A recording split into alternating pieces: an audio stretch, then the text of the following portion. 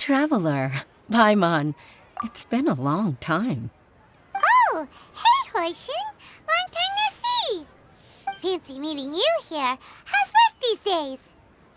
Thanks to the help of people like you and colleagues like Ganyu, better all the time. But I've been feeling distracted at work lately. I just feel constantly agitated. It's a long story. But my father, he's thinking of stepping down from the Tianshu position due to health issues. Huh? What's wrong with Uncle Tian? Nothing specifically. He's not unwell. He says he's just increasingly low on energy these days. He's always said, old age comes for us all in the end. Still, I just can't help but feel a little emotional watching it happen to him. Anyway, my father's currently on the second floor of Yangsheng Tea House. Why don't you come pay him a visit with me? He seems very fond of you, too. I'm sure chatting with you will make him very happy. Sure, let's go.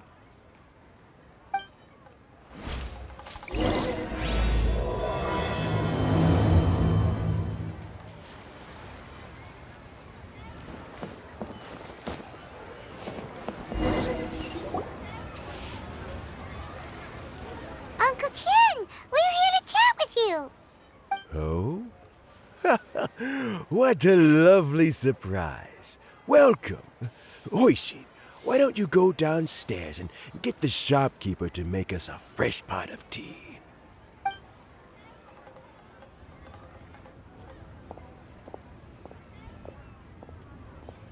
I heard that you've been traveling all over the place recently.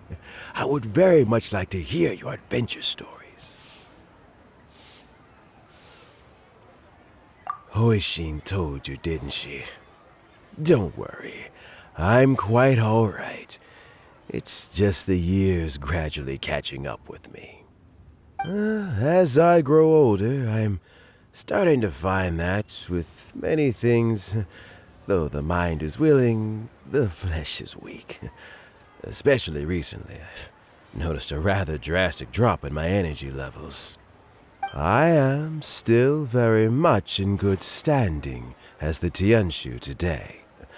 Nevertheless, I wish to pass on the position before my mental acuity begins to decline beyond redemption.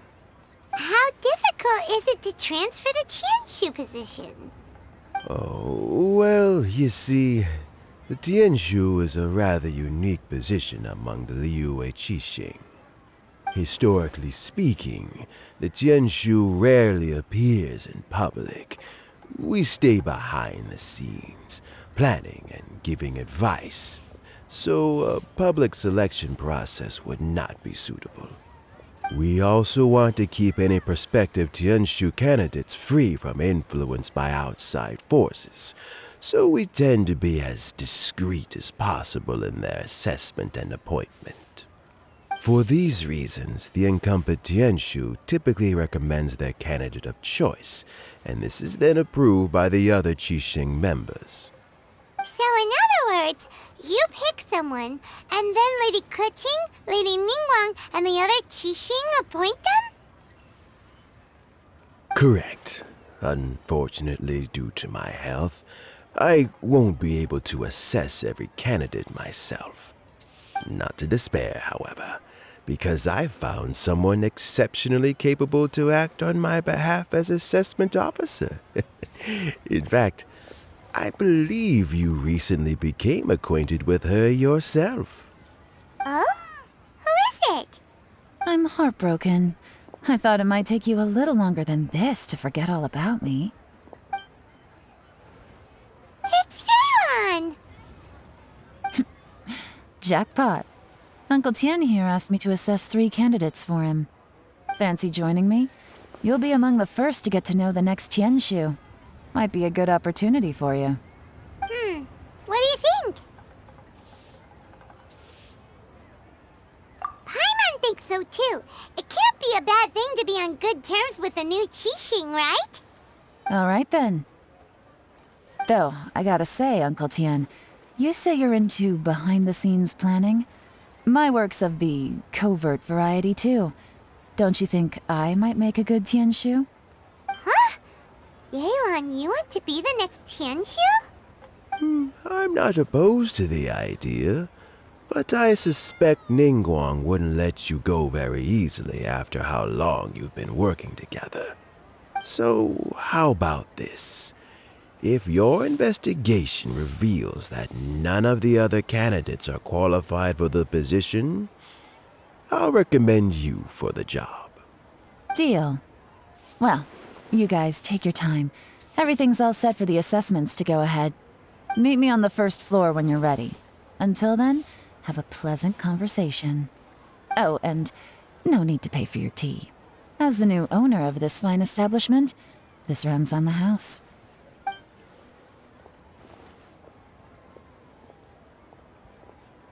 You're all set? Uncle Tian seems really worn down. It's like all his energy's gone. Yeah, it may sound harsh, but Uncle Tian is past his prime. He's not cut out for this anymore.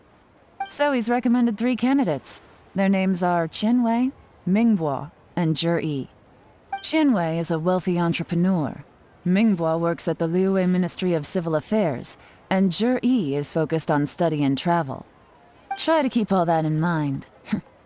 Of course, it doesn't really matter if you forget, since we'll be assessing them at Yuehai Pavilion in a short while. Qianwei, Mingbo, Zhi.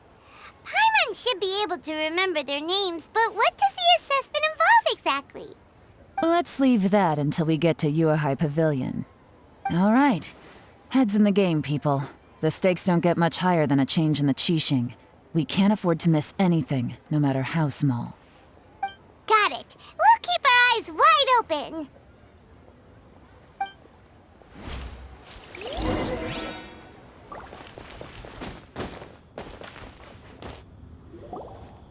My legs are getting sore. What is wrong with this assessment officer? This is a huge occasion and I don't even get a chair. I've dealt with all kinds of people in my time, but never have I been made to stand while I'm waiting for an appointment.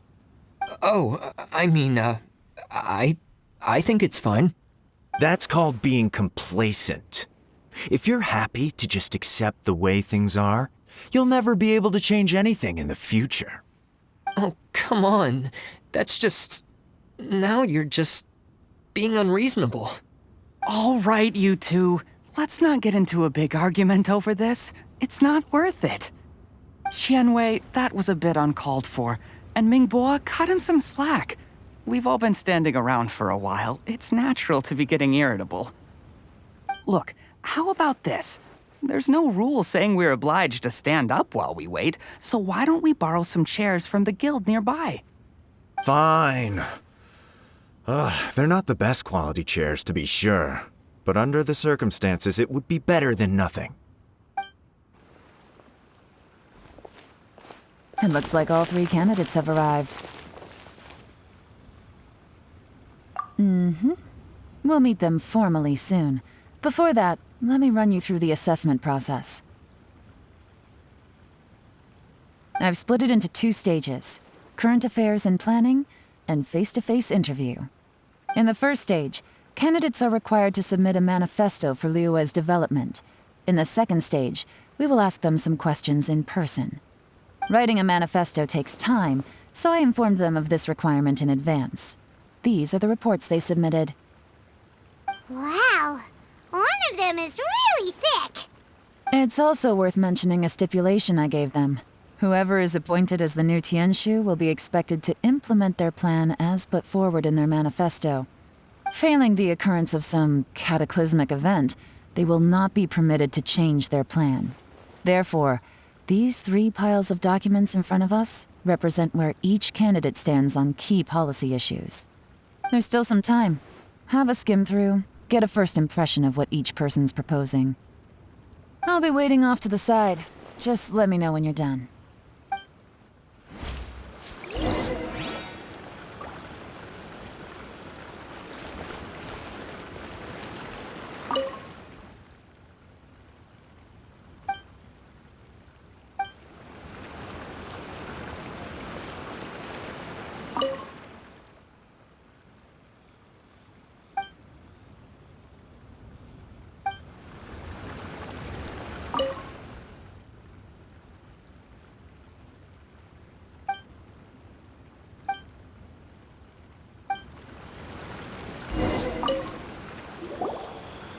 Finished, huh?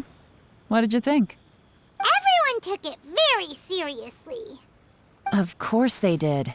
They have the chance to be picked as the new Tianshu, so you can bet they're putting their best foot forward. And keep in mind, whoever gets in has to execute their plan as written. Nobody wants to have any regrets. That's for me to know and you to find out. We can talk more after the interviews. We'll see the candidates now. Let's do one at a time. Start with Chenwei. Yes, ma'am.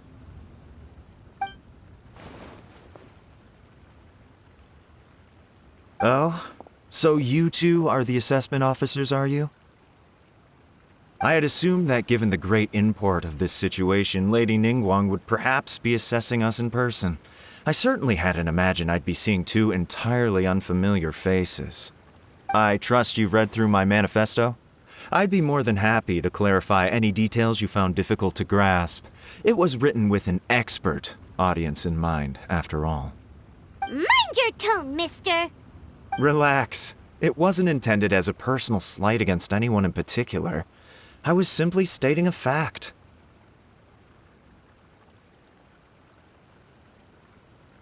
Cloud Retainer? You know this Adeptus? Oh, yes, I remember now. You must be the traveler that people are constantly talking about.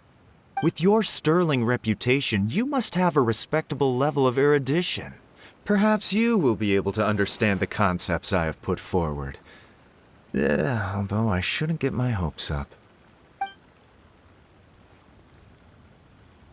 Oh, is it my turn? Yes. Please introduce yourself. I'm, Mingbo. I work in the Ministry of Civil Affairs. I've worked there for, 9 years, 5 months, and 3 days. In that time, I've handled, 2,347 cases. I have 12 active cases at the moment. They should be concluded in, 16 days? My current work is related to urban planning, and I'm also responsible for, auditing the accounts. To be more precise, there are 3 parts to the accounts, namely... Is it just Paimon, or is he not very good at public speaking? You know what? Let's leave the self-introduction there and move on to some questions. Oh, okay. Sorry.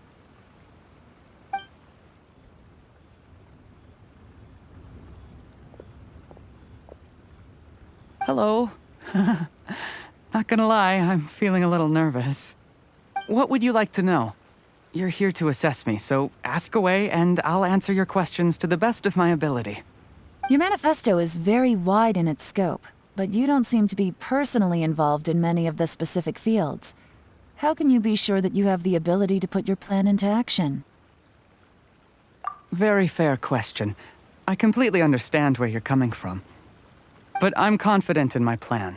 I've visited many different places, talked to lots of people with far more expertise than myself, and my manifesto is the conclusion of these efforts. Of course, 2 different problems can be interconnected in very complicated ways, and you might reach 2 very contradictory conclusions depending on which one you're focusing on. What I've tried to do is strike a balance. In other words, present an optimal solution to all the problems as a whole. How do you plan to determine whether you are right or wrong about your proposed solution being the optimal one? A great question. Well, I'd start by having my colleagues and the secretaries of the Yuehai Pavilion evaluate any proposals before implementation. Post-implementation, it would all come down to the results. If it turned out that my judgment was to blame for poor results, I would take responsibility. Nice answer. All right, next question. He seems like a great guy. Everything he said was thoughtful and logical, and he was just a pleasure to listen to. Here's my take on what we just learned. As you saw, Chenwei is highly knowledgeable. He proposes many excellent ideas in his manifesto which effectively target the big issues.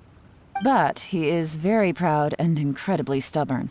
He doesn't care much about other people's feelings. Mingbo's plan is more thorough and more measured. You can tell he's meticulous in his work, very detail-oriented. But he and Shenwei are otherwise polar opposites. Minghua is not very articulate and comes across as very timid in conversation. Perfect summary! Paimon couldn't agree more! You're good at this, Yelan. Last but not least, Yi. His manifesto is full of pertinent details, his methodology is sound, and his proposals cover a broad range of fields, which is quite a rare feat. The depth he goes into in each and every area means it can only be a product of painstaking work. Plus, he is modest and good at dealing with people. But what really interests me is that many of his views happen to coincide with Uncle Tien's. Having someone like Yi take the position would certainly put Uncle Tien's mind at rest. Great! We'll see. Let's go back and report to Uncle Tien.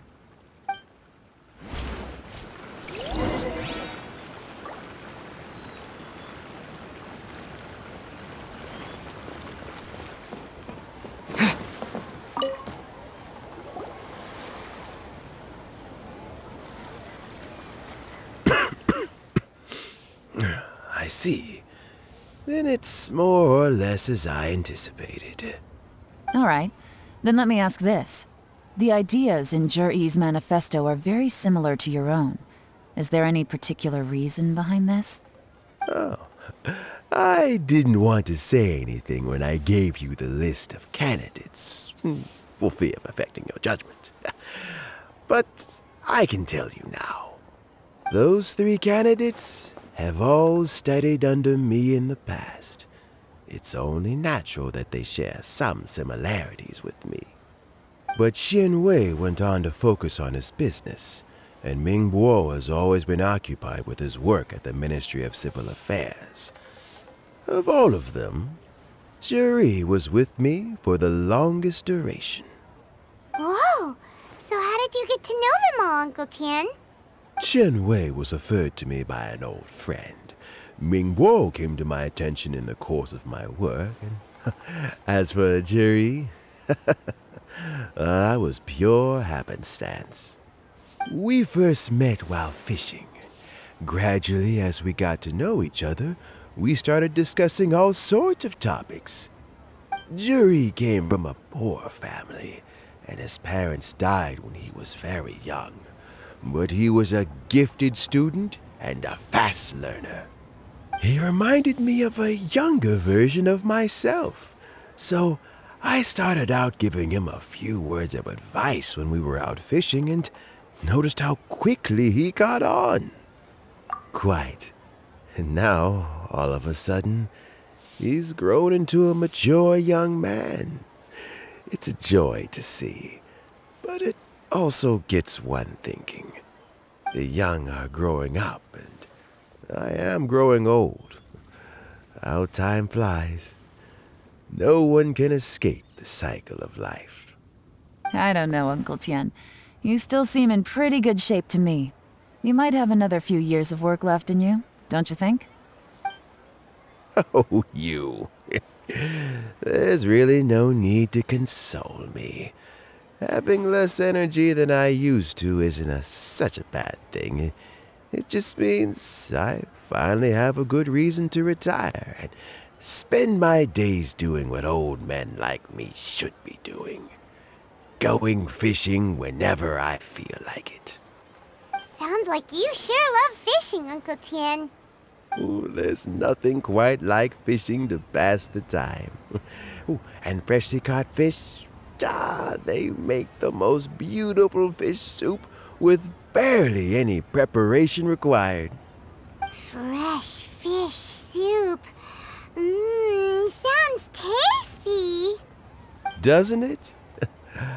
Also, some time ago, Yi purchased a very special recipe from an old fisherman. When we've been fishing recently, Yi always brings some extra ingredients he prepared in advance. The addition of these makes the soup taste even more wonderful. That flavor makes for a fond memory. But at my age, who knows how many more chances I have left to taste it again. Oh, can Paimon come next time too? Paimon really wants to try it. Let's get back to the matter at hand. Uncle Tian, we've reported back. Do you have a verdict? I appointed you as the assessment officer, and I trust your judgment. Had you not asked me why Juri's ideas were so similar to mine, I was not going to mention my history with any of them. This decision must be guided by what is fair and right. Please disregard all other considerations and make your final decision only after a thorough review of each candidate's talents and capabilities. Remember, you must be thorough. Understood. Come on, let's go talk somewhere else. Bye-bye, Uncle Tian. Look after yourself.